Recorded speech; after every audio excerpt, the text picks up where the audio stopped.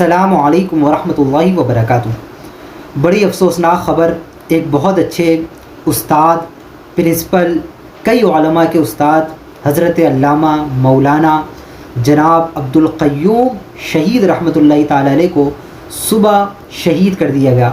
جو نماز پڑھا کر فجر کی جماعت کرا کر مسجد کے امام بھی تھے، خطیب بھی تھے، اس کے علاوہ پرنسپل تھے، عالم دین تھے، مدرس تھے، تمام اچھے اوصاف ان کے اندر کافی پائے جاتے تھے، مگر کچھ گستاخ بے ادب لوگ جو بے دین ٹائپ کے ہیں، بد مذہب ہیں، کئی دن سے ان کی مسجد کو قبضہ کرنے کی کوشش کر رہے تھے، مگر یقیناً جو عاشقان رسول ہیں وہ اپنی جانیں تو قربان کر سکتے ہیں، لیکن کبھی بھی کوئی مسجد کسی گستاخ کے حوالے نہیں کر سکتے، اور یہ ان کی شہادت اس کا منہ بولتا ثبوت ہے کہ ڈٹے رہے اور کہا ایسا نہیں ہو سکتا کہ تم لاکھ کمینے سے ہی سر پٹخ کے مر جاؤ، لیکن ہم جان تو دے سکتے ہیں، لیکن ایسا نہیں ہو سکتا کہ تم ہماری مسجدوں میں آ کر نبی پاک کی شان میں بیعت بھی کرو، گستاخی کرو، شرک و فتوے لگاؤ کفر کے ان لوگوں پر جو پیارے آقا کی تعظیم کریں۔ تو ایسے تم جیسے ملعون لوگ ایک تو کیا ہزاروں علماء کو بھی اگر شہید کر دو تب بھی ہزاروں علماء شہید ہونا پسند کریں گے، لیکن یہ پسند نہیں کر سکتے۔ لیکن اس میں سوال اٹھتا ہے ان بدبختوں سے بھی کہ کہاں ہے حکومت، کہاں ہے ہماری سیکورٹی فورسز، کہاں ہے ہماری پولیس؟ کیا یہ صرف حفاظت کرے گی تو ان حکمرانوں کی جو عیاش ہیں،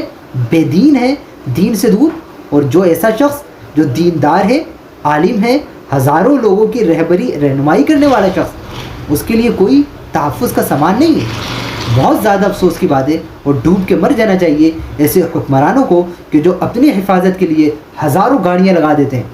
ہزاروں سیکورٹی فورسز لگا دیتے ہیں کہ نہیں کوئی مچھر بھی پر نہ مار سکے، لیکن عام عوام مرتی رہے، عام عوام کی جان کی کوئی قدر نہیں۔ پیسے ہمارے، عیاشی تم کرتے ہو، پیسے ہمارے ہوتے ہیں، حفاظت تمہاری کر رہے ہوتے ہیں ان پیسوں سے، اور ہماری حفاظت کے لیے کوئی تمہارے پاس انتظام نہیں ہے۔ عام عوام کو تو جانے دیں، جو عام عوام کے رہبر اور رہنما ہیں، علماء، ہمارے رہبر، ہمارے رہنما، یہ اس جیسے پلید حکمران نہیں ہیں، یہ کرپٹ سیاستدان نہیں ہیں۔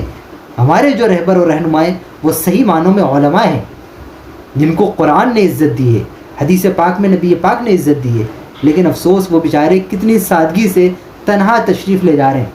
اور یہ بدبخت لوگ آتے ہیں اور سر پہ ان کے گولی مار کے ان کو شہید کر دیتے ہیں۔ وہ تو اعلیٰ مرتبے پر انشاءاللہ فائز ہو گئے جنہوں نے فجر کی نماز جماعت کے ساتھ پڑھائی، اس کے بعد تشریف لے جا رہے ہیں۔ ایک وہی صبح کا آغاز کیا تو اللہ کے ذکر سے کرا، عبادت سے کرا، نماز سے کرا، اور اس کے بعد انتقال کر جانا، یہ بہت بڑی سعادت کی بات ہے، بہت انہوں نے پیاری موت پائی ہے۔ لیکن جنہوں نے ان کے ساتھ یہ ظلم کیا، یہ ستم کیا، یقیناً دنیا و آخرت میں ذلت و رسوائی ان بدبختوں کا مقدر بنے گی، اور ایسے میں سنیوں کو بھی چاہیے کہ غیرت پکڑیں اور ان بدبخت بد مذہبوں سے بھی ہوشیار رہیں۔ ہمارے ہاں کئی سنی ایسے ہیں کہ جو انہی میں مرے رہتے ہیں، صلح کلیت کی بات کرتے ہیں کہ نہیں سب ایک ہیں، سب ایک ہیں، ایسے ہیں، ایسی بات نہیں ہے۔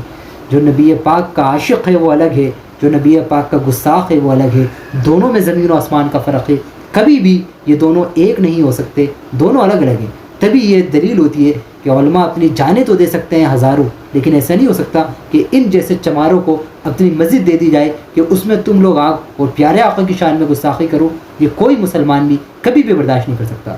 دعا ہے اللہ رب العالمین سے اللہ کریم حضرت علامہ مولانا عبدالقیوم شہید رحمۃ اللہ تعالی علیہ کے درجات کو بہت بلند فرمائے، عالم برزخ میں خوب ان کو عزت مزید نصیب فرمائے، ان کو اعلیٰ سے اعلیٰ مقام و مرتبہ جنت الفردوس میں عطا فرمائے، پیارے آقا کی شفاعت نصیب فرمائے، جو دینی کام کیے ان کو اپنی بارگاہ میں قبول فرمائے، اور جنہوں نے